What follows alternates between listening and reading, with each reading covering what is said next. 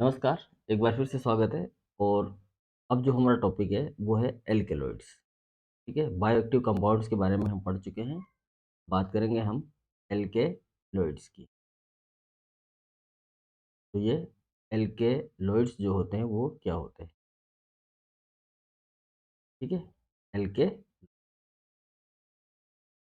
देखो, एल्केलॉइड्स जो होते हैं आपने देखा होगा।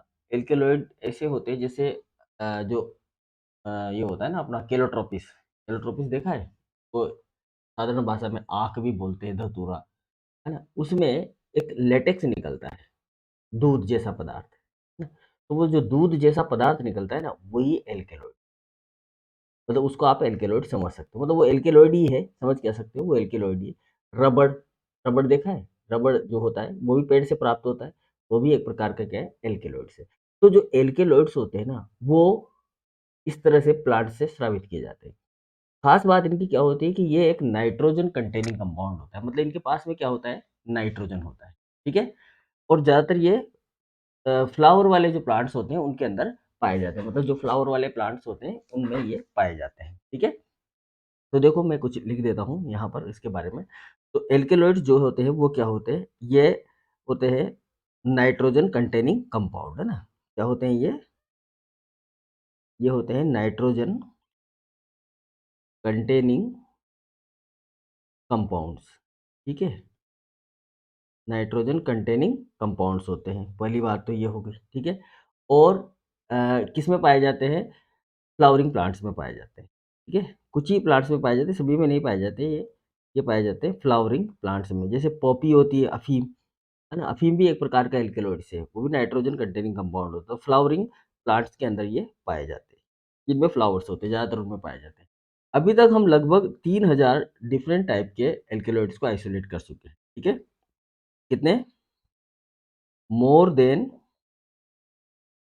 3000 different different types of alkaloids alkaloids identified have been identified। याद रहेगी बात? ठीक है? कितने? लगभग 3000। अब बहुत सारे प्लांट्स ऐसे होते हैं, प्लांट्स फैमिलीज होती है जो कि अ, मतलब उनके पास में केवल एल्केलॉइड्स ही पाए जाते हैं। कुछ फैमिली तो ऐसी होती है, ठीक है? जैसे कि पॉपी है। जैसे पॉपी जो है, पॉपी के अंदर देखोगे आप तो पॉपी की जितने भी प्लांट्स होंगे ना पॉपी फैमिली में, इस फैमिली के अंदर पॉपी फैमिली जिसमें अफ़ीम आती है, पेपावरेसी बोलते हैं इसको। क्या बोलते हैं? पेपावरेसी। इसमें जितने भी प्लांट्स आते हैं सबके पास क्या होते हैं? एल्केलॉइड्स होते हैं। मतलब ये इम्पोर्टेंट फैमिली है एल्केलॉइड्स के लिए, ठीक है? एल्केलॉइड जो होता है वो प्लांट ऑर्गन के अंदर, अब ये एल्केलॉइड कहाँ मिलेगा? तो ये एक्युमुलेट होता है, एक्युमुलेट इन प्लांट ऑर्गन। ठीक है ना? प्लांट ऑर्गन के अंदर एक्युमुलेट होता है। जैसे कि हम जब आँकड़े के पौधे को तोड़ते हैं, अफ़ीम तो आपने देखी नहीं होगी। अफ़ीम का पौधा अगर देखा हो आपने, तो उसका जो फ्रूट होता है ना, उस फ्रूट में चीरा लगाते हैं ऐसे, है ना? चीरा लगाते हैं तो उसमें से दूध निकलता है, लेटेक्स। इसी तरह रबड़ होता है, तो रबड़ की शाखाओं को काट कर बीच में से उनमें ऐसे रिंग नुमा स्ट्रक्चर बना दी जाती है और धीरे-धीरे उसमें से लेटेक्स जो है वो रिश्ता रहता है, तो उसको ऐसे कलेक्ट कर लिया जाता है। इसी तरह अफ़ीम के अंदर जो इसका जो फ्रूट आता है, उस फ्रूट में चीरा लगाया जाता है। चीरा लगाकर छोड़ देते हैं रात में, शाम को चीरा लगाते हैं, पूरी रात में उसमें क्या होता है, वो जो भी लेटेक्स होता है जिसको हम अफ़ीम बोलते हैं, ठीक है? वो उस चीरे से निकल कर बाहर की तरफ में जमा हो जाती है और उसे सुबह के समय कलेक्ट कर लिया जाता है, ठीक है? तो इस तरह से किया जाता है। तो ये मतलब विशेष प्लांट ऑर्गन में ही क्या होता है? कलेक्ट होता है। कुछ कुल मिलाकर बात है। जैसे कि प्लांट ऑर्गन में एक्युमुलेट इन प्लांट ऑर्गन, जैसे कि हम बात करें तो ये होता है आपका लीव्स के अंदर, पत्तियों में होता है, ठीक है? फ्रूट्स के अंदर होता है, फ्रूट्स फ्रूट के अंदर भी ये मिलेगा हमें।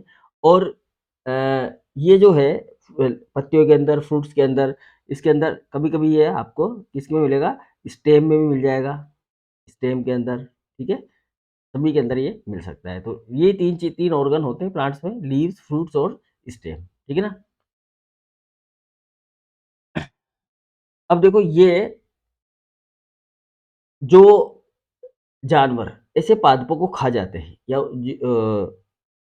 ऐसे जानवर जो ऐसे पादपों को खाते हैं, उनके अंदर ये चला जाता है, अंदर भी जाता है, ये एल्केलॉइड जो है ना उन जानवरों के अंदर चला जाता है। तो वहाँ पर ये नेगेटिव इफ़ेक्ट कॉज़ नहीं करता है, वहाँ पर भी ये पॉज़िटिव इफ़ेक्ट ही कॉज़ करता है। हाँ, बशर्ते कि उसके पास में उसको पचाने के लिए कंप्लीट कंपाउंड अवेलेबल हो उस जानवर के पास में, ठीक है? ठीक? तो ये होता है। अब देखो बहुत सारे एल्केलॉइड्स ऐसे होते हैं जो एक्सक्रीटरी होते हैं, ठीक है ना? जो प्लांट्स होते हैं, उन प्लांट्स में जो मेनी एल्केलॉइड्स जो होते हैं, मेनी एल्केलॉइड्स, बहुत सारे जो एल्केलॉइड्स हैं, वो कैसे होते हैं? वो बहुत ही ज़्यादा टॉक्सिक होते हैं। आप कह सकते हो उनको हम कह सकते हैं एक्सट्रीमली टॉक्सिक होते हैं, कि जिनको अगर खाओगे ना तो आप मर जाओगे। जैसे कि धतूरा होता है, धतूरा, है ना? धतूरा खाने से आदमी क्या होता है अंधा हो जाता है और बहुत सी बार तो उसकी मौत भी हो जाती है। ठीक है? तो ये एक्सट्रीमली टॉक्सिक होते हैं, किसके लिए होते हैं? स्पेशली ये मैमल्स के लिए होते हैं।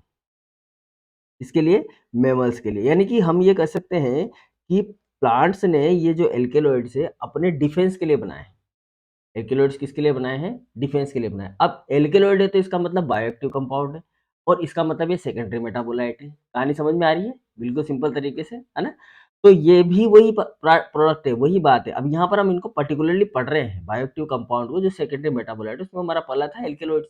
लिखा था हमने, याद हो तो आपको पिछले वाले क्लास के अंदर। ठीक है? तो यहाँ पर ये जो है एक्सट्रीमली टॉक्सिक होते हैं और स्पेशली किसके लिए होते हैं? मैमल्स के लिए होते हैं। तो ये यहाँ पर क्या काम करते हैं? ये एक्ट करते हैं, एक्ट एज़ जब टॉक्सिक होता है तो बहुत सी इतना भी ज़हर नहीं होता कि मार दे। ये क्या करता है? हमारा जो नर्व सिस्टम होता है ना उसको थोड़ा-सा हैक करता है। ठीक है? एक्ट एज़ ए पोटेंट, ठीक है ना? पोटेंट नर्व्स पॉइज़न्स, पॉइज़न्स, है ना? मतलब ये पोटेंट नर्व पॉइज़न की तरह काम करता है। मतलब नर्व्स को क्या करता है थोड़ी देर के लिए सुसुप्त कर देता है, काम नहीं करने देता। ठीक है? इसके अलावा ये हमारे शरीर के अंदर, बॉडी के अंदर जो एंजाइम्स होते हैं, जो एंटीबॉडीज़ होती हैं उनको भी क्या करता है? इनहिबिट करता है। तो इसके अलावा ये क्या करता है? इसके अलावा ये एंजाइम का, जो एंजाइम्स होते हैं हमारी बॉडी में, उसका भी क्या होता है? इनहिबिटर होता है। ठीक है? समझ में आ गई? एंजाइम्स को क्या करता है ये? इनहिबिट करने का काम भी करता है। ठीक है ना? और जो मेम्ब्रेन के अंदर जो ट्रांसपोर्टर लगे होते हैं उनको भी इनहिबिट करता है। तो एक और काम होता है इनका, ये मेम्ब्रेन जो ट्रांसपोर्टर होते हैं, मेम्ब्रेन ट्रांसपोर्टर, आपने मेम्ब्रेन ट्रांसपोर्ट में पढ़ा होगा। मेम्ब्रेन जो ट्रांसपोर्टर होते हैं उनको भी क्या करता है ये? इनहिबिट करता है। मतलब कि उनको भी काम करने नहीं देता। ट्रांसपोर्टर प्रोटीन लगी होती है मेम्ब्रेन के अंदर, उसको भी क्या करता है ये? इनहिबिट करता है, उसको भी काम करने नहीं देता है। तो ये मेनली इसके 3 काम होते हैं, ठीक है ना? अब ये जो टॉक्सिक होता है ना, तो ऐसे बहुत सारे एल्केलॉइड्स होते हैं जो कि स्वाद में कैसे होते हैं? खट्टे होते हैं। कैसे होते हैं? स्वाद में खट्टे होते हैं और बहुत ही ज़्यादा बैड टेस्टिंग होते हैं, मतलब उनमें स्वाद नहीं आता सही तरीके से ना। तो कैसे होते हैं ये एल्केलॉइड्स? इनका जो टेस्ट होता है, टेस्ट की बात करें हम, तो टेस्ट में तो कैसे होते हैं ये? बिटर होते हैं, ठीक है? टेस्ट में कैसे होते हैं? बिटर होते हैं। और या हो सकते हैं ये बैड टेस्टिंग के, बैड टेस्टिंग मतलब इनको खाने से क्या होगा? ऐसे अच्छा नहीं है, ऐसे वाला बैड टेस्टिंग है ना, ये बैड टेस्टिंग। तो खाने में ये अच्छे नहीं लगते, हम खाएँगे तो हमें अच्छे नहीं लगेंगे, है ना? जब आप उसको पॉपी को भी खाओगे ना, पॉपी वाला जो वैसे अफ़ीम को खाते हैं लोग, लेकिन अगर आप स्टार्टिंग वाला जो मटेरियल खाओगे, जब तक उसको प्रोसेस नहीं किया गया है, स्टार्टिंग वाला मटेरियल अगर चखोगे ना, इतना खतरनाक, इतना कड़वा-सा होता है वो कि थोड़ा-सा भी मुँह पे नहीं अड़ाया जा सकता, इतना खतरनाक होता है। ठीक है? इस तरह भांग होती है, इसी तरह जो दूध होता है इसका लेटेक्स, आप आकड़े का दूध लोगे, तो हल्का-सा थोड़ा-सा आपको कैसा लगेगा? खट्टा-खट्टा सा लगेगा। तो समझ में आ गए, ये वाली बात समझ में आ गई कि ये कैसे होते हैं? टेस्ट में बिटर होते हैं और बैड टेस्टी होते हैं, ज़्यादा अच्छा स्वाद इनका नहीं होता है। लेकिन फिर भी अब ये प्रेज़ेंट है और इनके पास में टॉक्सिक जो कैटेगरीज़ है, तो ये एक प्रकार के सेकेंडरी क्या है? मेटाबोलाइट्स, ठीक है? और बहुत सारे एनिमल्स के लिए ये क्या करते हैं? उनको खाने से रोकते हैं। है ना? प्लांट्स को खाने से रुकते हैं इनकी वजह से, क्योंकि इनका स्वाद सही नहीं है, दूसरे टॉक्सिक है और ज़्यादातर किसके लिए है? एनिमल के लिए। तो ये काम करते हैं। अब देखो, इनका जो मुख्य काम होता है ना, वो है इनका टॉक्सिक होना, ठीक है? तो बहुत सारे टॉक्सिक प्लांट डेरिवेटिव्स हैं, ठीक है ना? जो कि मेडिसिनल प्रॉपर्टी रखते हैं। तो हम ये कह सकते हैं कि बहुत सारे ऐसे हमारे पास में प्लांट डेराइव्ड का मतलब है प्लांट से उत्पन्न, ठीक है? प्लांट डेराइव्ड एल्केलॉइड्स ऐसे हैं जो जिनके पास में क्या होती है? हैव मेडिसिनल प्रॉपर्टी, मतलब इनके पास में क्या है? मेडिसिनल प्रॉपर्टी है। मेडिसिनल का मतलब हम इनको किसमें इस्तेमाल करते हैं? दवाइयों में इस्तेमाल करते हैं। जैसे कि अफ़ीम, अभी मैं बता रहा था आपको, अफ़ीम जो है वो दवाइयों में काम आती है। आपने देखा होगा गुड़हल का फूल, गुड़हल का फूल खाओ आपका पेट साफ रहेगा। ऐसे बहुत सारे वीडियो यूट्यूब पे पड़े हुए हैं, है ना? तो वो भी है, उसमें भी एल्केलॉइड्स पाए जाते हैं, है ना? लस-लसा सा पदार्थ होता है, उसकी पत्तियों में भी होता है और जो उसके फ्लावर्स होते हैं उनके अंदर भी होता है। तो उसको खाने से अपच वैसे दूर हो जाती है, पर ज़्यादा नहीं खाना चाहिए, ज़्यादा खाना जो है नुकसानदायक है गुड़हल के फूल को, ठीक है? तो इनकी क्या होती है? मेडिसिनल प्रॉपर्टी होती है, ठीक? बात समझ में आ गई? तो ये जो है मेडिसिन में इस्तेमाल किए जाते हैं, लेकिन इनका जो यूज़ है, उसको केयरफुली करना चाहिए। मतलब इनका यूज़ जो है वो केयरफुल करना चाहिए और रेगुलेटरी डोज़ के हिसाब से किया जाता है। मतलब इनकी मेडिसिनल प्रॉपर्टी तो है, पर ऐसा नहीं है कि आप इनको समझ लो कि हाँ यार फ्री मिल रहा है, ले लो भैया खा लो खूब सारा। लेकिन इनको क्या करें, इनका जो यूज़ होता है ना, वो होता है केयरफुली। केयरफुली आपको इनका यूज़ करना होता है और दूसरी बात, इनको इनकी जो डोज़ है, वो कैसी होती है? रेगुलेटेड डोज होती है। ज़्यादा खा लोगे तो काम खराब हो सकता है, आदमी की मृत्यु भी हो सकती है या उसको दूसरे नर्वस सिस्टम के प्रॉब्लम्स भी क्रिएट हो सकते हैं, ठीक है? अब जो एल्केलॉइड्स होते हैं, जो इम्पोर्टेंट मेडिसिनल यूज़ के होते हैं, उनमें क्या-क्या है, ठीक है ना? जो मेडिसिनल यूज़ के हमारे पास में एल्केलॉइड्स है, उनमें क्या-क्या चीज़ें आती हैं इम्पोर्टेंट, ठीक है ना? Important medicinal important medicinal use क्या-क्या है, ठीक है? तो देखो हम किस चीज़ को लेते हैं, मॉर्फिन को लेते हैं एक तो। सबसे इम्पोर्टेंट पार्ट जो है हमारा वो क्या है, मॉर्फिन है, ठीक है? मॉर्फिन। उसके बाद में एक आता है कोडीन, ठीक है? ये मॉर्फिन है, कोडीन है, इनको तो हम किससे लेते हैं? ओपियम से लेते हैं, ओपियम पॉपी से। अफ़ीम का पौधा होता है ये, इससे प्राप्त किया जाता है, ठीक है? और एक और होती है आपके पास में जिसको बोलते हैं कोकेन। नाम सुना होगा, बहुत नाम सुने हैं ऐसे, कोकेन। कोकेन जो है ये ऑब्टेन किया जाता है कोका प्लांट से, कोका, ठीक है? जिससे कॉफ़ी बनती है, कोका प्लांट, इस कोका प्लांट से इसको ऑब्टेन किया जाता है कोकीन को। और ये जो मॉर्फिन, कोडीन है, इनको ओपियम से यानी कि आपके पॉपी से जो है आइसोलेट किया जाता है। ठीक है बात? अब ये जो एल्केलॉइड्स होते हैं, जैसे मॉर्फिन हो गया, कोडीन हो गया, कोकेन हो गया, ये नर्वस सिस्टम को क्या करते हैं, ये इनको मतलब इनका जो काम होता है वो नर्वस सिस्टम पे होता है, ठीक है? मतलब इनका जो वर्क है वो किस पे होगा? नर्वस सिस्टम पे होगा। हमारे नर्वस सिस्टम को हैक करने का काम करते हैं। तो हम इसका इस्तेमाल, इन सब का इस्तेमाल किसमें किया जाता है?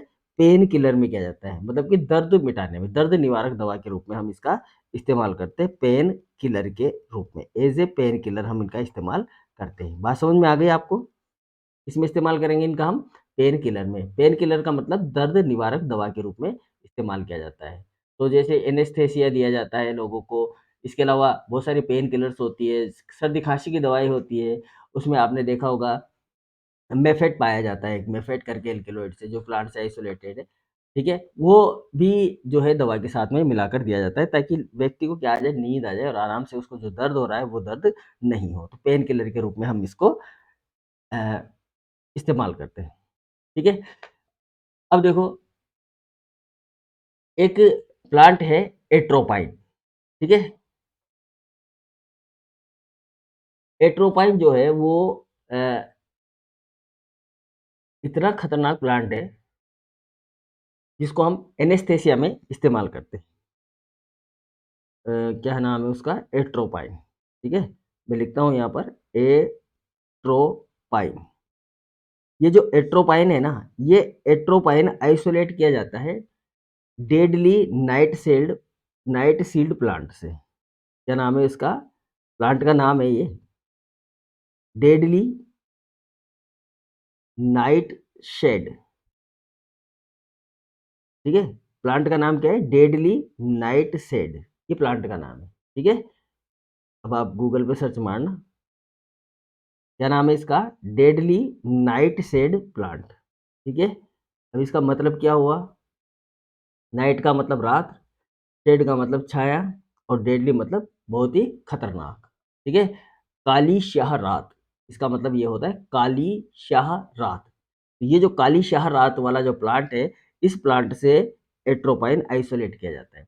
ये जो एट्रोपाइन है भाई, ये एट्रोपाइन का इस्तेमाल किस में किया जाता है? तो इसका इस्तेमाल किया जाता है एनेस्थेसिया में।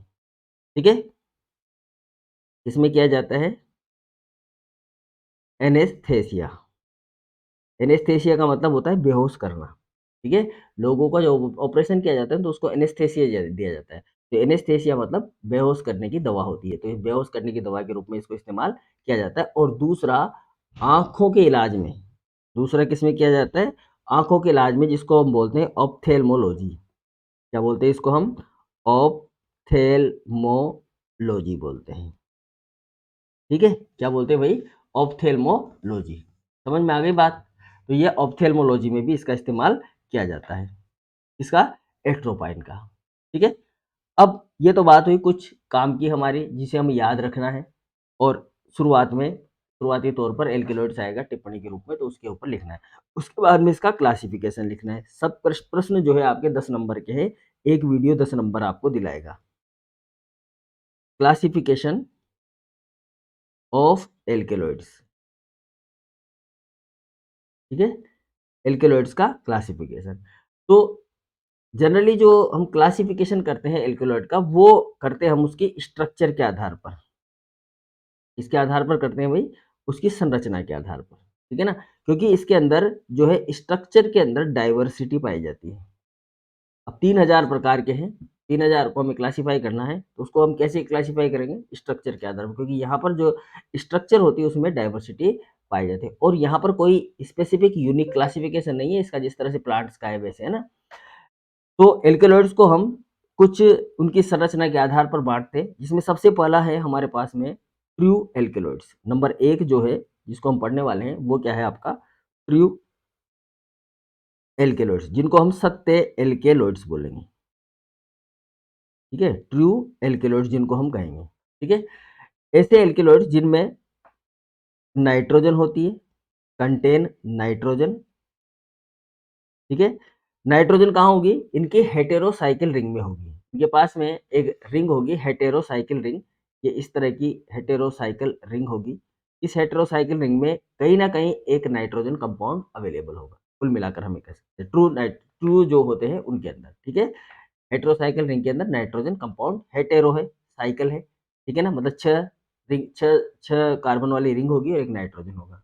ठीक है, अब ये नाइट्रोजन रिंग के अंदर होगा, ये कहाँ पर होगा? ये देखिए। ठीक है, तो हम ये कह सकते हैं contain nitrogen in hetero cycle ring. ठीक है, हेटेरोसाइकिल रिंग के अंदर क्या होता है? इनमें नाइट्रोजन होता है। ठीक है ना, और ये किससे बनते हैं? अमीनो एसिड से ओरिजिनेट होते हैं। ओरिजिनेट फ्रॉम अमाइनो एसिड, मतलब इनकी उत्पत्ति किससे होती है? अमीनो एसिड से होती है। जैसे कि फॉर एग्जाम्पल हम बात करें, यहाँ पर हमारे पास एग्जाम्पल है, कुछ एग्जाम्पल है। एट्रोपाइन, एट्रोपाइन एक एग्जाम्पल ये है ट्रू एल्केलॉइड्स का। दूसरा है आपके पास में निकोटीन। अब निकोटीन तो सभी जानते हैं किसमें पाया जाता है? तंबाकू के अंदर पाया जाता है। और दूसरा है मॉर्फिन। ठीक है, ये भी पॉपी से ही प्राप्त होता है, मॉर्फिन। एट्रोपाइन अभी बताया है, सही कहाँ से प्राप्त होता है? देखो, एट्रोपाइन कहाँ से प्राप्त होता है? डेडली नाइटशेड प्लांट से। ठीक है, और निकोटीन किससे प्राप्त होता है? टोबैको से। मॉर्फिन किससे प्राप्त होता है? पॉपी से। तीनों याद हो गए? चलो ठीक है। अब ये जो एट्रोपाइन, निकोटीन या मॉर्फिन होते हैं, ये सेम प्रकार के एल्केलॉइड्स होते हैं। ठीक है ना, जैसे इनमें क्या होता है कि ये बनते तो किससे हैं भाई? अमीनो एसिड से। इनका डेरिवेशन किससे होता है? अमीनो एसिड से होता है। ठीक है? तो ये जो है अमीनो एसिड बहुत सारे जुड़े रहते हैं, उनके अंदर जो हेटेरोसाइकिल रिंग होती है उसके अंदर एक आपका नाइट्रोजन कंपाउंड होता है। ठीक है ना? तो हम ये कह सकते हैं अ, ये सही रहेगा। ठीक है? चलिए, तो हर एक ग्रुप, ये ग्रुप जो होता है इसमें एक पर्टिकुलर, यूँ कह सकते हैं हम कि यहाँ पर एक पर्टिकुलर अ, जो ग्रुप होता है, यूँ कहें हम, मतलब यहाँ मैं लिखता हूँ पहले इसको, दिस ग्रुप आल्सो कंटेन, मतलब ये जो ग्रुप है आपका ट्रू एल्केलॉइड वाला, इसमें अ, पाइपराडाइन एल्केलॉइड्स जो होगा, कॉनलाइन, कॉनिसीन, इनके नाम ऐसे हैं। ठीक है? ये अमीनो एसिड से ओरिजिनेट नहीं होते। बाकी जितने भी होंगे वो सब किससे ओरिजिनेट होंगे? अमीनो एसिड से ओरिजिनेट होंगे। ठीक है? दिस ग्रुप आल्सो कंटेन, इसमें इस ग्रुप में एक एल्केलॉइड्स आता है जिसको हम बोलते हैं पाइपेरिडीन एल्केलॉइड। क्या बोलते हैं इसको नाम? पाइपेरिडीन एल्केलॉइड। ठीक है? और इसके अंदर आते हैं कोनाइलिन,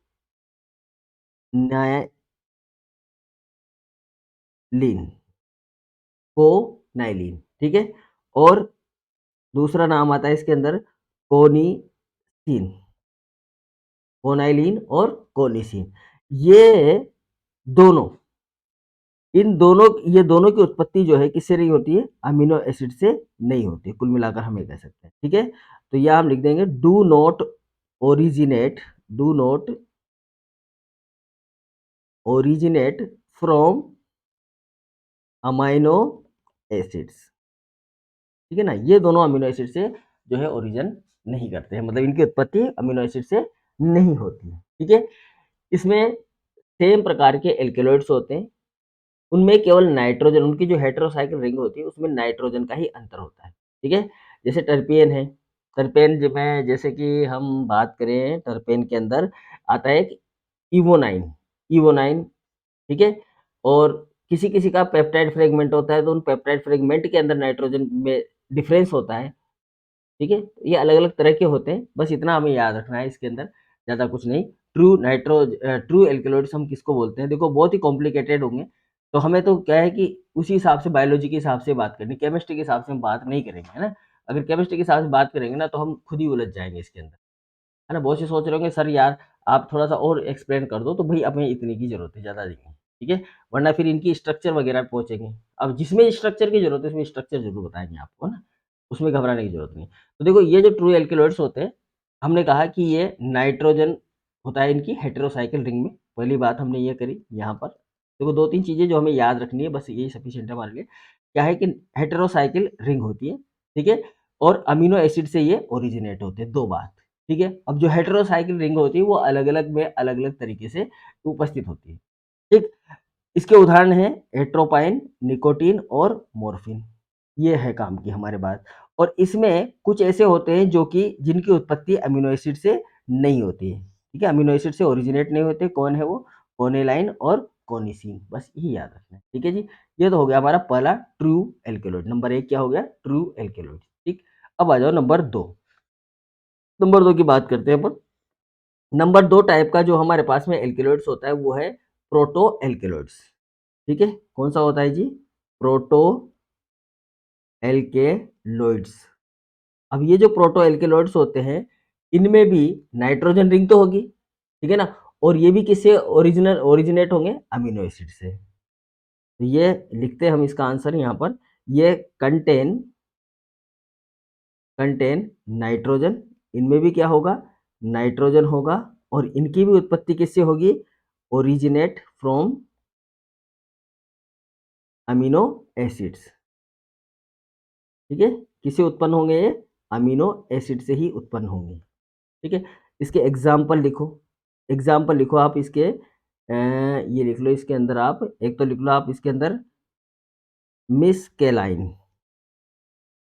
ठीक है? दूसरा लिख लो आप इसके अंदर एड्रिनेलाइन, ठीक है? और एक होता है यहाँ पर एफेड्रीन, जिसको एफेड्राइन बोलते हैं, जो एफेड्रा से प्राप्त होता है। ठीक है, तो ये 3 जो है यहाँ पर इसके एग्जाम्पल होंगे, मिज़िक्लाइन, एड्रेनालाइन और एफेड्राइन। ठीक है, ये 3 नाम याद रख लेंगे। अगर याद रहेगा तो यहाँ पर प्रोटो एल्केलॉइड्स में एफिड्रा याद कर लेना। एफिड्रा हमें पता है प्रोटो प्लांट है, मतलब पहले उत्पन्न हुए हुए प्लांट है, तो इसको आप एफेड्रीन याद रख लेना, अच्छा रहेगा। बहुत सिंपल सा एक एग्जाम्पल। तीसरा प्रकार है, नंबर 3rd प्रकार इसका, वो है पॉलीएमाइन एल्केलॉइड्स। पॉलीएमाइन एल्केलॉइड्स। अब पॉलीएमाइन एल्केलॉइड्स क्या होते हैं?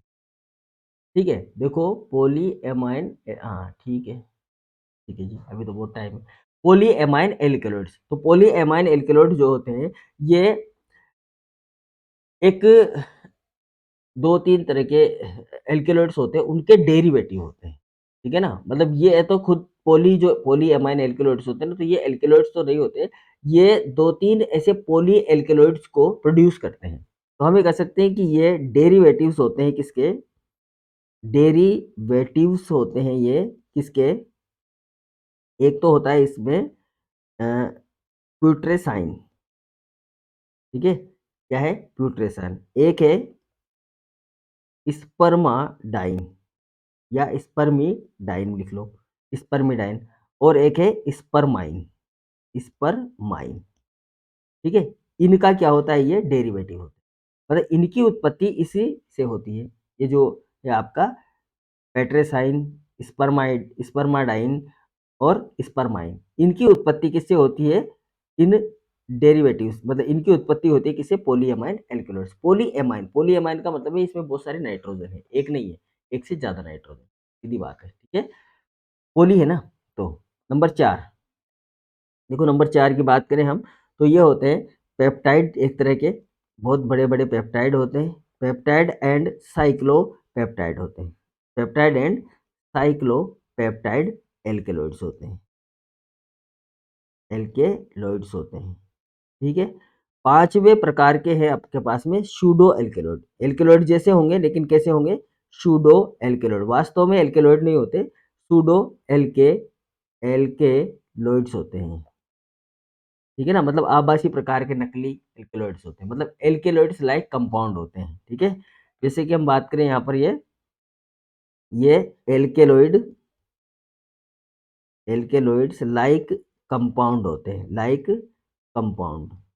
ठीक है, तो इसका मतलब है कि ये अमीनो एसिड से प्रोड्यूस नहीं होते, है ना। यहाँ हम लिख दे सकते हैं, डू नॉट ओरिजिनेट या प्रोड्यूस फ्रॉम अमीनो एसिड। अभी जो हमने पढ़ा था ना एल्केलॉइड्स, वो तो अमीनो एसिड से प्रोड्यूस हो रहे हैं, ये अमीनो एसिड से प्रोड्यूस नहीं होते। ठीक है, अब इसमें क्या क्या आते हैं? तो इसमें आते हैं, इसकी एग्जाम्पल है, इसमें आते हैं आपके पास में टर्पेन लाइक,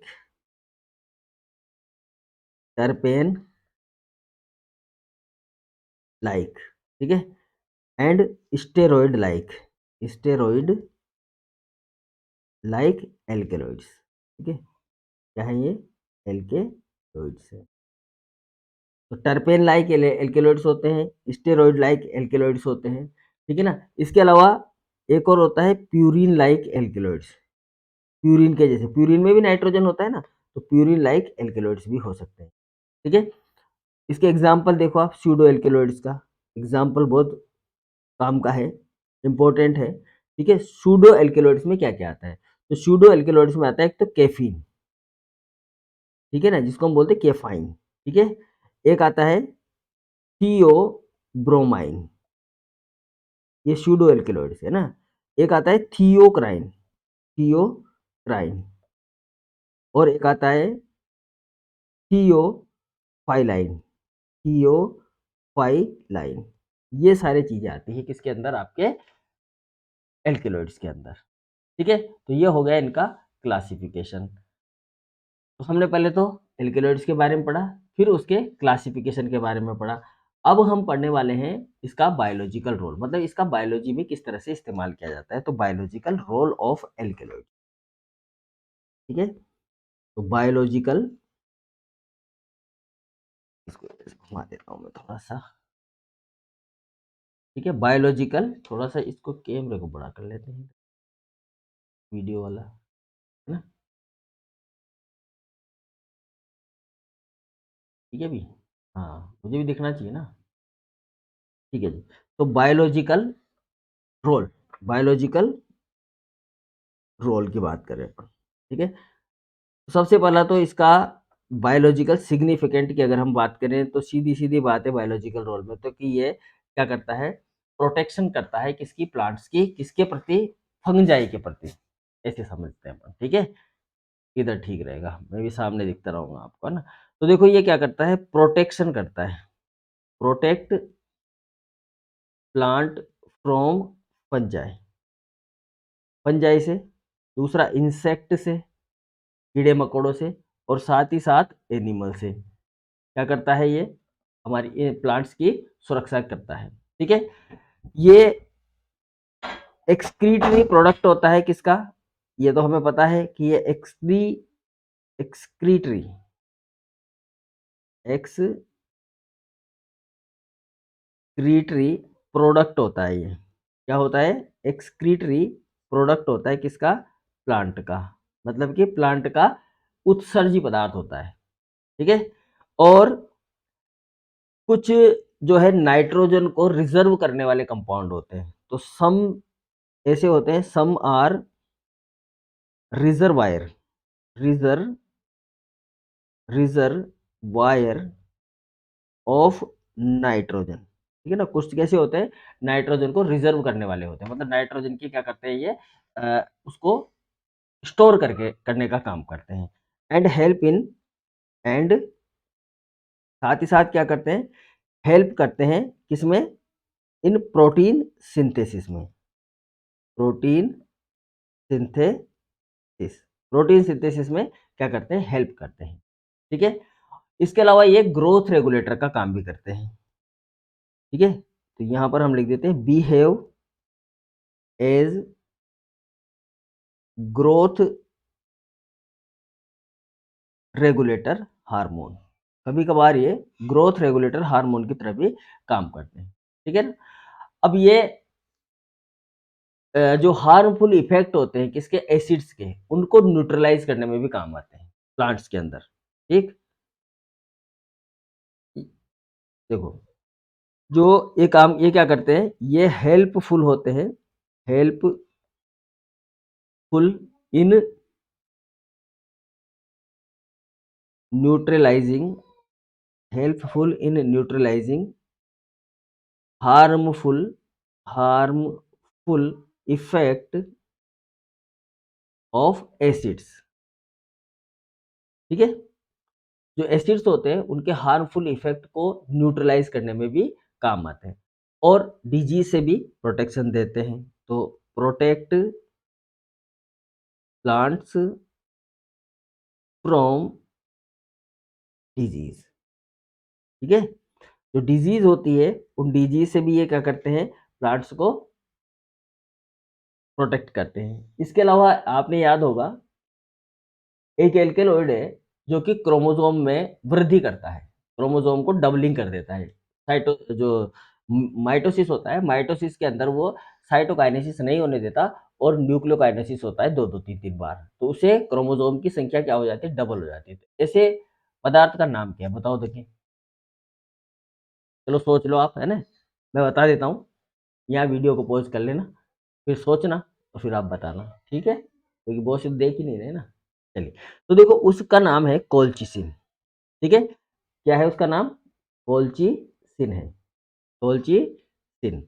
जो कोलचिसिन होता है ना, इसका यूज किया जाता है, is used in multiplication, in multiplication of chromosome, इसमें इस्तेमाल किया जाता है इसका, क्रोमोसोम के मल्टीप्लिकेशन में इसका इस्तेमाल किया जाता है, किसका, कोलचिसिन का। इसके अलावा ये क्या होते हैं, एंजाइम की एक्टिविटी को इनहिबिट करते हैं, एंजाइम की एक्टिविटी को इनहिबिट करते हैं, और साथ ही साथ सीड के जर्मिनेशन को भी, है ना। इनका जो काम होता है वो क्या होता है, they inhibit inhibit enzyme activity, enzyme की एक्टिविटी को इनहिबिट करते हैं और साथ ही साथ एंड सीड जर्मिनेशन को भी ये क्या करते हैं, इनहिबिट करते हैं। ठीक है ना। कुछ ऐसे एल्केलॉइड्स होते हैं अपने पास में जो कि टेनिन जो होता है, टेनिन के बैड इफेक्ट को रिमूव करते हैं। ठीक है, हम remove bad effect of tannins, tannin के बैड इफेक्ट को भी क्या करते हैं, रिमूव करते हैं। ठीक है, तो ये हो गया अपना बायोलॉजिकल सिग्निफिकेंस, इसका बायोलॉजिकल रोल, इसका आपका एल्केलॉइड्स का। ये तो हुआ बायोलॉजिकल रोल। ठीक है, बायोलॉजिकल सिग्निफिकेंस बोल दो या बायोलॉजिकल रोल बोल दो। अब देखो दूसरा है मेडिसिनल रोल। मेडिसिन में किस तरह से इसका इस्तेमाल किया जाता है, मेडिसिन में कौन कौन से एल्केलॉइड्स हैं जिनका हम इस्तेमाल करते हैं, तो यहाँ लिख लेते हैं हम मेडिसिनल रोल नंबर 2। ठीक है, मेडिसिनल मेडिसिनल सिग्निफिकेंस ऐसे लिखेंगे अपन, सिग्निफिकेंस, या मेडिसिनल रोल लिख लो। बायोलॉजिकल रोल लिखा तो अपने मेडिसिनल रोल भी लिख सकते हैं, और बायोलॉजिकल सिग्निफिकेंस लिखा है तो बायोलॉजिकल सिग्निफिकेंस भी लिख सकते हैं। ठीक है जी, तो बायोलॉजिकल सिग्निफिकेंस की बात करते हैं। ठीक है, अब देखो यहाँ पर कुछ उदाहरण बता रहा हूँ मैं। एक सबसे इंपॉर्टेंट है हमारे पास में, विन एरिस्ट्राइन। नाम क्या है इसका, विन एरिस्ट्राइन, याद रखना है, विन एरिस्ट्राइन। और एक होता है विन ब्लास्टिन, विन एरिस्ट्राइन, एंड दूसरा क्या होता है, विन ब्लास्टिन। भैया एक बार पूछ लिया था ये ना शॉर्ट क्वेश्चन में, जो नंबर एक नंबर वाला क्वेश्चन आता है ना, उसमें पूछ लिया था विन ब्लास्टिन। ठीक है ना। ये जो है एक प्लांट होता है जिसका नाम है पेरीविंकल प्लांट। क्या नाम है उस प्लांट का, यहाँ लिखूंगा मैं मोटा मोटा सा, जिस प्लांट से आइसोलेट किया जाता है ना उनको, इनको, क्योंकि देखो जब क्वेश्चन आ जाता है ना तो इम्पोर्टेंट हो जाता है वो। ठीक है, ये है पेरी पेरीविंकल विंकल प्लांट। इस पेरीविंकल प्लांट से इन दोनों को क्या किया गया है, आइसोलेट किया गया। ठीक है, यहाँ मिलते हैं ये। ठीक है, ये क्या करते हैं, ये इनहिबिटर होते हैं किसके, सेल डिवीजन के। तो ये क्या करते हैं, इनहिबिट करते हैं, इनहिबिट सेल डिवीजन, यानी कि सेल डिवीजन नहीं होने देते हैं। विन ब्लास्टिन, याद रखना है, विन ब्लास्टिन, ये CSIR में भी क्वेश्चन पूछा गया है शायद मेरे हिसाब से, है ना। विन ब्लास्टिन जो है ये पेरीविंकल प्लांट से प्राप्त होता है। किसे प्राप्त होता है, पेरीविंकल प्लांट से प्राप्त होता है। और क्या करता है, ये इनहिबिट करता है किसको, सेल डिवीजन को। ठीक है ना। तो इसमें हम क्या करते हैं, इसका इस्तेमाल किसमें करते हैं, तो इसका इस्तेमाल करते हैं हम, जब सेल डिवीजन को इनहिबिट करेगा तो सेल का डिवीजन रुकेगा। तो इसका इस्तेमाल किया जाता है कैंसर के अंदर। इसमें किया जाता है कैंसर में। कौन से कैंसर में किया जाता है, तो ये भी थोड़ा सा इंपॉर्टेंट है, तो यहाँ मैं थोड़ा सा रेड कलर में लिख देता हूँ। एक तो इसको इस्तेमाल किया जाता है ब्लड कैंसर के अंदर। ठीक है, जो रक्त कैंसर होता है उसके ट्रीटमेंट में, और दूसरा लिम्फेटिक कैंसर में। जो लिम्फ का कैंसर होता है वो ब्लड कैंसर, ये भी एक प्रकार का लिम्फेटिक कैंसर, इन दोनों के ट्रीटमेंट में इसका इस्तेमाल किया जाता है। याद रहेगा आपको, विन ब्लास्टिन। और एक क्या है, नाम है विन एरिस्ट्राइन। ठीक है, विनेस्ट्रिन और विनब्लास्टिन, विन एरिस्ट्रिन और विन ब्लास्टिन, विन एरिस्ट्रिन, विन ब्लास्टिन, याद रखना। इसमें किस प्लांट से आता है तो याद रखने की जरूरत नहीं है, फिर भी मैंने इसको अलग से हाईलाइट किया है कि अगर आपको याद रह जाए तो ठीक है। क्या नाम है उसका, पेरीविंकल प्लांट। और पेरीविंकल प्लांट से विन ब्लास्टिन और विनेस्ट्रिन को इस्तेमाल किया, मतलब विन एरिस्ट्राइन को क्या किया जाता है, आइसोलेट किया जाता है। तो इसका इस्तेमाल किस में होता है, ब्लड कैंसर में होता है, और दूसरा लिम्फेटिक कैंसर के अंदर इसका इस्तेमाल किया जाता है। ठीक है जी, याद रहेगी बात। चलिए, अब देखो एक और इम्पोर्टेंट प्लांट है, एक और इम्पोर्टेंट दवा है हमारी मेडिसिन के अंदर। ये तो हो गई हमारी पहली दवा, ऐसे समझ लो आप। ये पहला हमारा एल्केलॉइड हो गया, पहली हमारी मेडिसिन होगी। दूसरी मेडिसिन की बात करें हम, तो दूसरी मेडिसिन है हमारे पास में क्यूनेन, जिसको सभी जानते हैं। ठीक है, क्या नाम है उसका, क्यूनेन या क्यूनाइन बोलते हैं इसको। ठीक है, किससे प्राप्त होती है, सबको पता है, बार्क ऑफ सिनकोना से, सिनकोना की छाल से, कक्षा 6 से पढ़ते आ रहे हैं अपन। ठीक है, ये क्या काम करती है, काम की बात ये है, ये काम करती है। जो प्लाज्मोडियम होता है, प्लाज्मोडियम पैरासाइट होता है, उसके लिए टॉक्सिक का काम करती है। प्लाज्मोडियम पैरासाइट को मारती है ये। प्लाज्मोडियम पैरासाइट जो होता है उसको क्या करती है, उसके लिए क्या होती है, ये टॉक्सिक होती है ना, toxic, toxic for Plasmodium parasite. Plasmodium जो जीवाणु होता है, जीवाणु होता है क्या होता है, प्रोटोजोआ होता है भैया, जीवाणु नहीं होता है ना। ये प्लाज्मोडियम जो प्रोटोजोआ होता है, इस प्रोटोजोआ को मारने के लिए इस सिनकोना की छाल वाली यूनियन का इस्तेमाल किया जाता है। आजकल किसी को भी नहीं होता मलेरिया, मलेरिया रोग नहीं होता है ना, बंद हो गया भारत, मलेरिया उन्मूलन कार्यक्रम चलाया जब से भारत में मलेरिया नहीं होता है ना।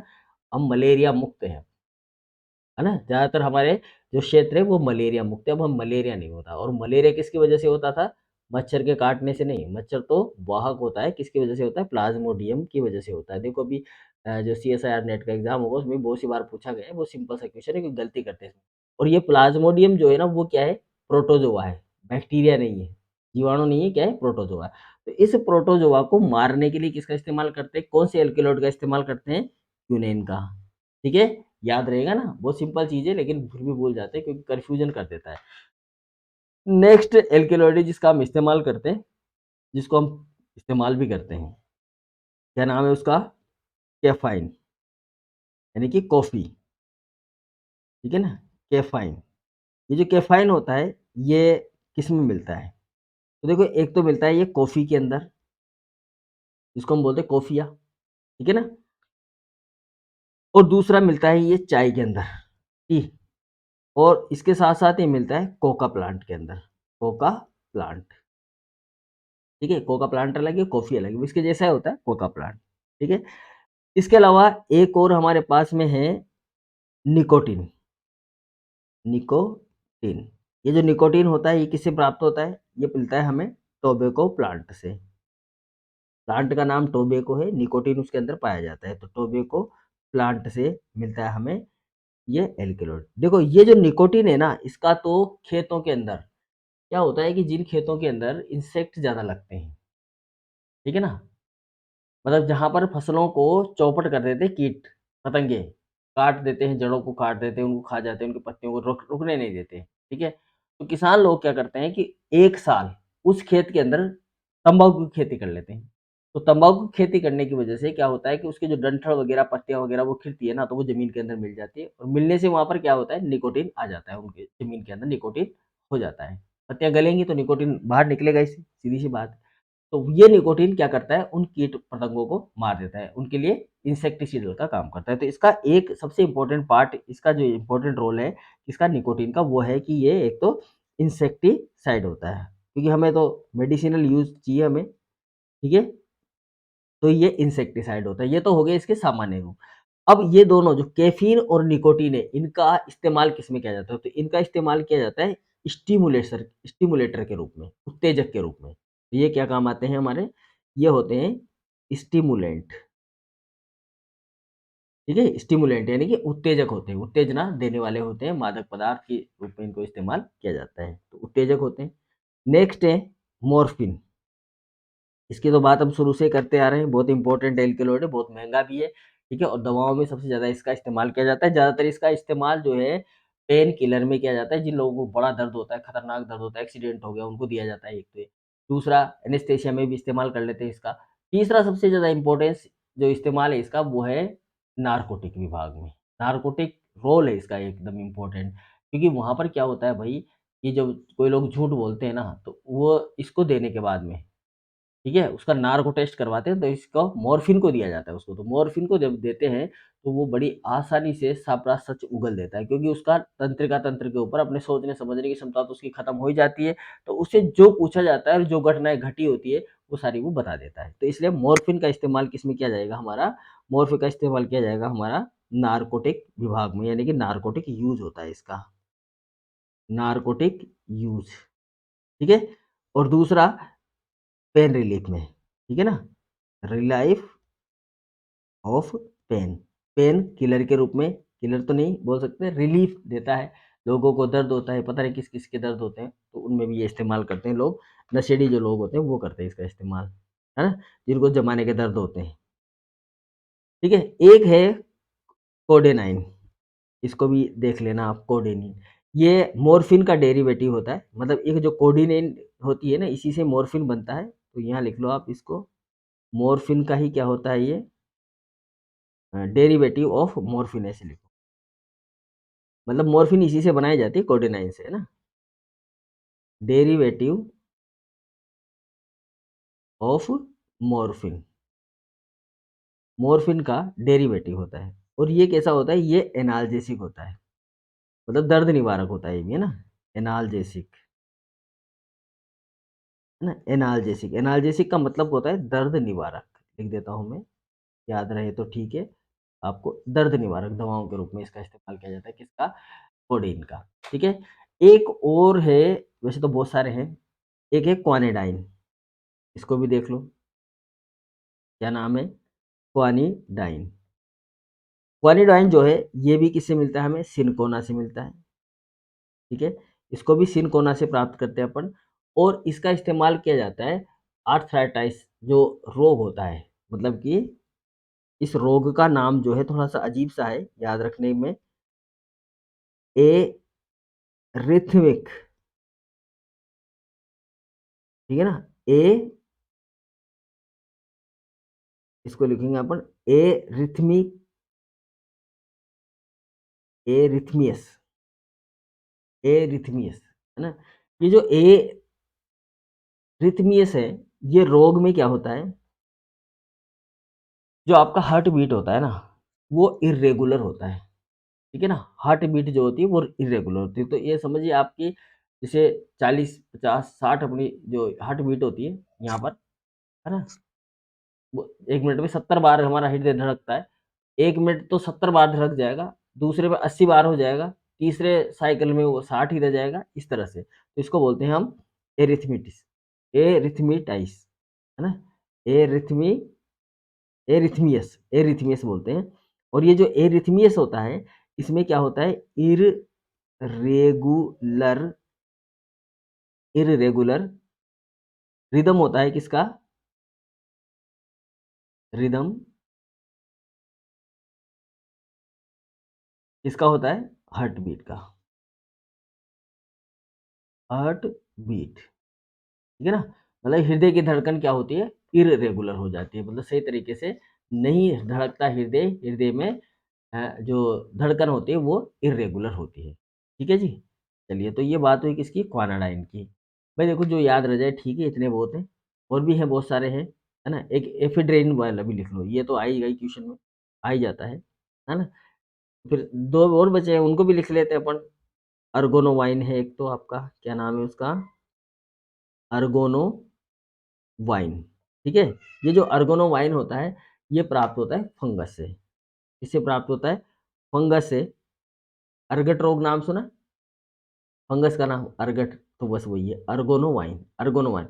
ये प्राप्त करते हैं हम किससे, क्लेवीसेप्स परपुरिया से। क्लेवीसेप्स फंगस पढ़ा था पीएससी फर्स्ट ईयर में, याद हो तो, क्लेवीसेप्स परपुरिया के अंदर। ठीक है। ये क्या करता है, ये बहुत जो है इम्पोर्टेंट है।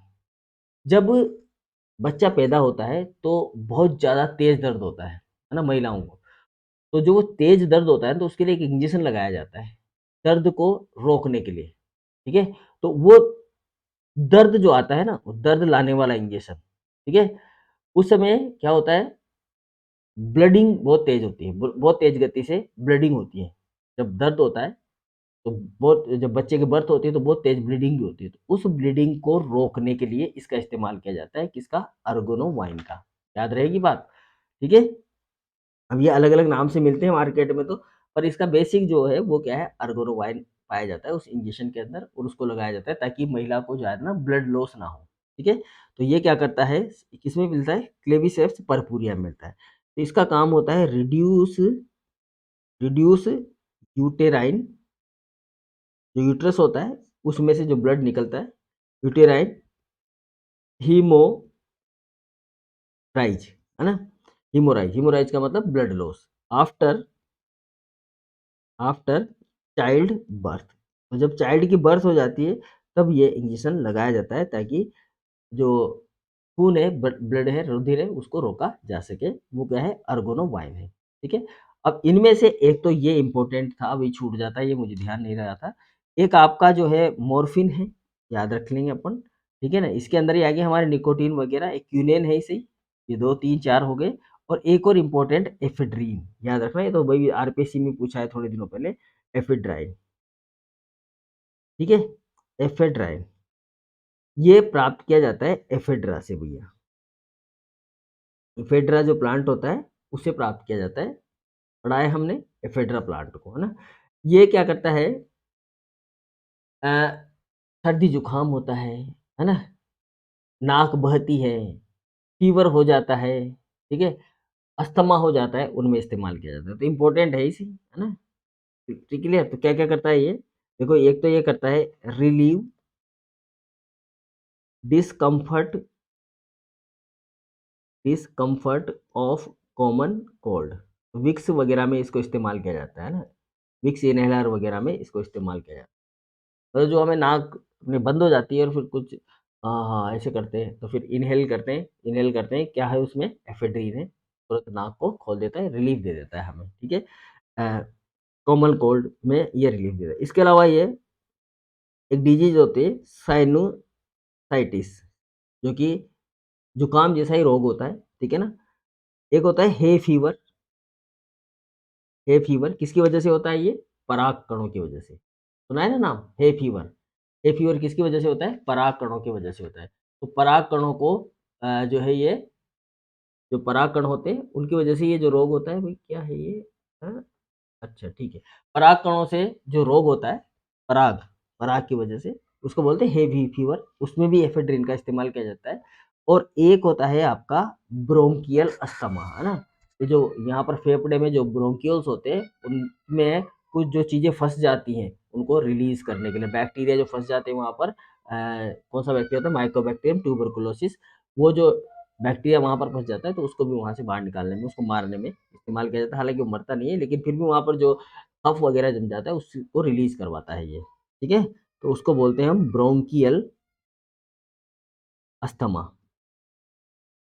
तो ब्रोंकियल अस्थमा को भी ये क्या करता है? रिलीज़ करता है, ठीक है? तो इम्पोर्टेंट है इसका मतलब। तो ये हो गए हमारे मेडिसिनल यूज़। अब एग्रीकल्चर में भी क्या यूज़ है इनके? तो एग्रीकल्चर यूज़ की बात कर लेते हैं अपन। नंबर 3, यूज़ इन एग्रीकल्चर, ठीक है? अब देखो एग्रीकल्चर में क्या यूज़ है? एक तो ये क्या है कि जैसे निकोटीन साल्ट है और एनाबीना है ना? इन सब का हम इस्तेमाल करते हैं किसके अंदर? एनाबीना कह रहे हैं यार, एनाबेसाइन। देखो 2 चीज़ें हैं, एक तो है आपका निकोटीन साल्ट्स, ठीक है? और एक होता है एना एनाबेसाइन, ठीक है? एक तो निकोटीन साल्ट हो गया, दूसरा क्या हो गया? एनाबेसाइन। इनका इस्तेमाल करते हैं हम इंसेक्टिसिडल में, मतलब कि कीड़ों को मारने में। इंसेक्टिसाइड्स के रूप में इनका इस्तेमाल करते हैं, ठीक है? एक है आपका नाम है उसका एजेडिरेक्टिन। देखो ये नाम है इसका एजेडिरेक्टिन,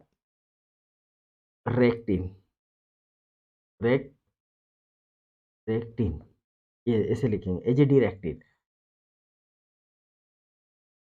हाँ, नीम का नाम है ये, बिल्कुल। तो ये किसमें प्राप्त होता है? नीम से प्राप्त होता है, नीम से, ठीक है? और इसका इस्तेमाल भी किसमें किया जाता है? बायोपेस्टिसाइड में किया जाता है, बायोपेस्टिसाइड्स, ठीक है? साइड्स, बायोपेस्टिसाइड में, यानी कि जीवों को मारने में।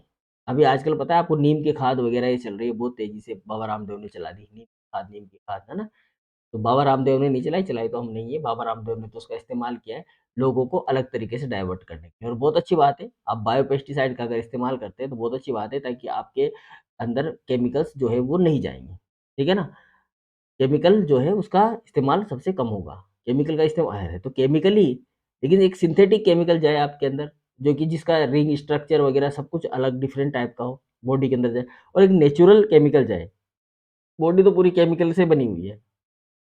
आप जो भी खा रहे हो, किसी भी चीज़ को, पत्ता गोभी भी खा रहे हो आप, पालक भी खा रहे हो, तो केमिकल ही खा रहे हो, कोई दूसरी चीज़ तो खाओगे नहीं। क्योंकि हमारे बॉडी के अंदर तो सारी केमिकल रिएक्शन ही होती है। हाँ, लेकिन हम जो केमिकल खाएँ ना, वो ऐसे इनऑर्गेनिक केमिकल जो हो या सिंथेटिक केमिकल हो, वैसे नहीं खाएँ। हम नेचुरल केमिकल खाते हैं। तो नेचुरल केमिकल खाते हैं तो हमारे काम आते हैं शरीर के अंदर, बॉडी के अंदर का। लेकिन अगर हम सिंथेटिक केमिकल को खाते हैं ना, तो वो हमारी बॉडी के लिए नुकसानदायक है। ठीक है ना? तो बाबा रामदेव ने काम सही किया है कि आप नीम की खाद बनाओ, है ना?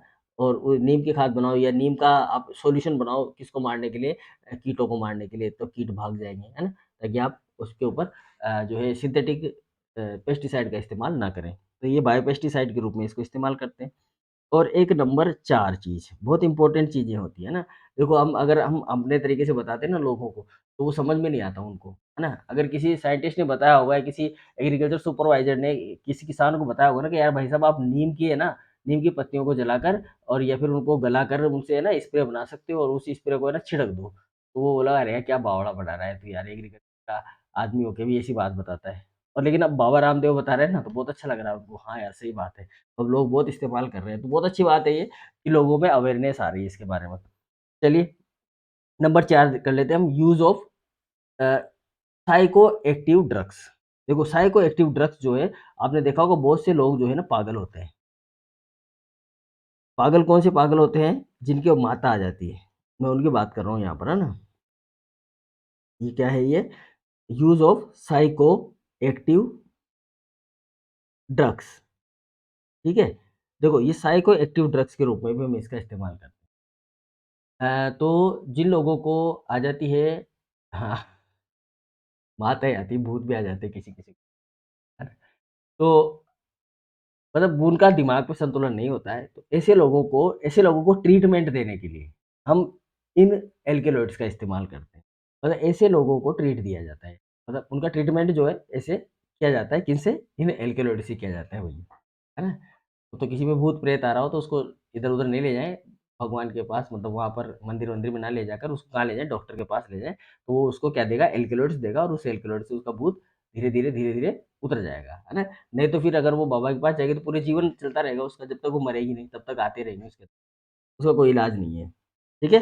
तो ये हम इसको देते हैं साइको एक्टिव ड्रग्स के रूप में। साइको एक्टिव ड्रग मतलब कि जो पागल लोग होते हैं, अब इनको ऐसे पागल मत समझो आप, पागल नहीं होते ये लोग, होते सामान्य ही हैं, लेकिन कभी-कभार इनमें केमिकल ज़्यादा बन जाता है, माइंड के अंदर, दिमाग के अंदर केमिकल ज़्यादा बन जाता है। वो आपने देखा होगा मुन्ना भाई एमबीबीएस 2 करके एक मूवी है, अगर किसी ने नहीं देखी हो तो उसको देखो। क्या है कि मुन्ना भाई के अंदर गांधी जी आ जाते हैं, शरीर के अंदर, मतलब उसको गांधी जी दिखते हैं और वो जो बोलते हैं ना वही वो करते हैं। ऐसी कोई मूवी है, अच्छी सी मूवी है, देखना आप उसको।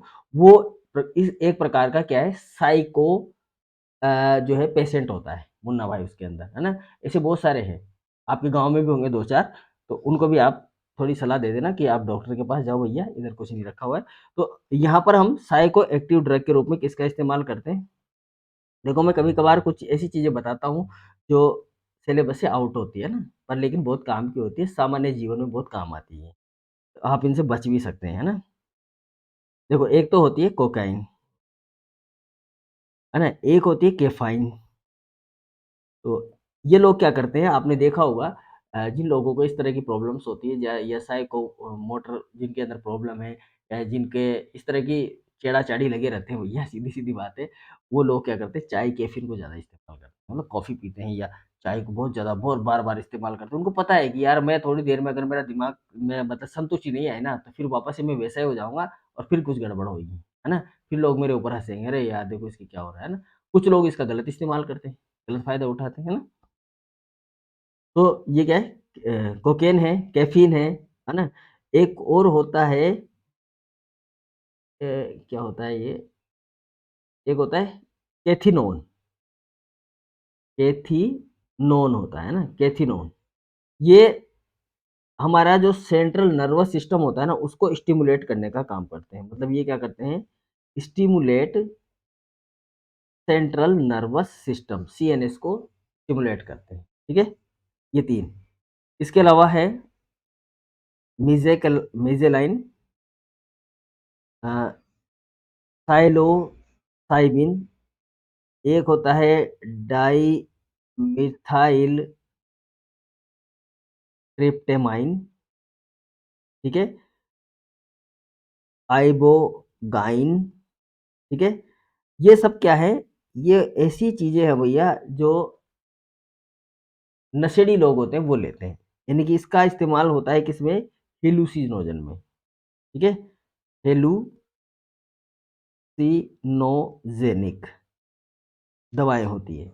तो क्या होता है कि जब डॉक्टर के पास ऐसा मरीज़ जाता है ना, जिसको साइकियाट्रिक प्रॉब्लम है, तो वो उसको पहले ये हेलुसिनोजेनिक दवा देता है। ये देने के बाद में उससे सारी बात पूछ लेता है। पूछने के बाद में फिर अब उसको एक अलग से दवा दी जाती है जो पर डे वो इस्तेमाल करता है। उसमें ये कैफ़ीन, कैफ़ाइन वगैरह होता है जो उसके सीएनएस को स्टिमुलेट करती रहती है जिससे अच्छे हार्मोन बनते हैं और वो व्यक्ति अपने आप को स्वस्थ समझता है। अच्छा, दूसरी चीज़ है, एक ध्यान रखना, जो लोग मादक पदार्थों का ज़्यादा इस्तेमाल करते हैं, नशेड़ी हो जाते हैं, है ना? चरस गाँजा लेने लग जाते हैं, उनको आदत हो जाती है, लत हो जाती है, तो उनकी लत भी इन्हीं से ही छुड़ाई जाती है, इन्हीं दवाओं से। इन्हीं से दवा बनाई जाती है और इन्हीं से उनकी लत भी छुड़ाई जाती है। तो जो रिहैब सेंटर होते हैं, वहाँ पर जब उन लोगों को रखा जाता है, तो उनको वापस से ये दवाएँ दी जाती है, लेकिन डोज़ कम रखते हैं। ये जब खुद से लेते हैं तो ज़्यादा डोज़ में लेते हैं, तो ज़्यादा डोज़ में लेते हैं, नशे में पड़े रहते हैं, है ना? उनको क्या होता है, हेलुसिनोजन होता होता रहता है, तो ऐसी दवाओं को हम बोलते हैं हेलुसिनोजेनिक दवा, ठीक है? अब देखो, एक और है आपके पास में बहुत इम्पोर्टेंट दवा है मॉर्फिन, ठीक है? मॉर्फिन और एक है कोडेन, ये 2 तो बहुत ही इम्पोर्टेंट है ना? मॉर्फिन और कोडेन, ये बहुत ही ज़्यादा आप ये कह सकते हो कि ये स्पेशली नारकोटिक होती हैं, है ना? स्ट्रॉन्ग नारकोटिक होते हैं और लोग अगर किसी का हाथ भी कट जाए ना, हाथ कट जाए और उसको थोड़ा-सा हल्का-सा ज़्यादा डोज़ दे दो, उसको पता ही नहीं लगेगा मेरा हाथ कटा हुआ है यार, दर्द ही नहीं होगा बिल्कुल, इतना खतरनाक स्ट्रॉन्ग क्या है, नारकोटिक होती है ये। बहुत महँगी होती है क्योंकि स्ट्रॉन्ग नारकोटिक, पता तो रहेगा, पता तो रहेगा लेकिन दर्द नहीं होगा, मैं वो कह रहा हूँ। हाथ कट गया पता ही नहीं रहा सर, कैसे नहीं रहेगा? रहेगा भई, पता रहेगा लेकिन दर्द नहीं होगा। समझ गए आप? जाते ही देता है डॉक्टर इनको, किसी का एक्सीडेंट हो जाता है तो। और दूसरा ये पेन किलर के रूप में इस्तेमाल किए जाते हैं। तो ये थे हमारे एल्केलॉइड्स, ठीक है? आपको अच्छा लगा होगा, कुछ चीज़ें याद भी रहेंगी आपको और दोबारा से 1-2 बार रिवाइज़ कर लेना भाई, इम्पोर्टेंट बातें इसकी एक कागज़ पे लिख लेना, बहुत सिंपल सा है, कोई ज़्यादा ख़ास बात नहीं है। इसकी पीडीएफ मैं अपलोड कर दूँगा अभी, साथ ही, है ना? जैसे ही वीडियो अपलोड होगा, इसकी पीडीएफ भी आपको अपलोड मिल जाएगी। दोनों चीज़ें आपको साथ मिलेंगी। Okay, thank you. मिलते हैं नेक्स्ट क्लास में और नेक्स्ट क्लास में हम पढ़ने वाले हैं, क्या आएगा हमारा? उम, हमारा आएगा भैया, एल्केलॉइड हो गया, एंटीऑक्सीडेंट पढ़ेंगे, है ना? तो हम तुलसी खाएँगे कल, कल की क्लास में एंटीऑक्सीडेंट पढ़ेंगे, ठीक है जी? एंटीऑक्सीडेंट पर बात करेंगे कल हम। Goodbye, thank you very much.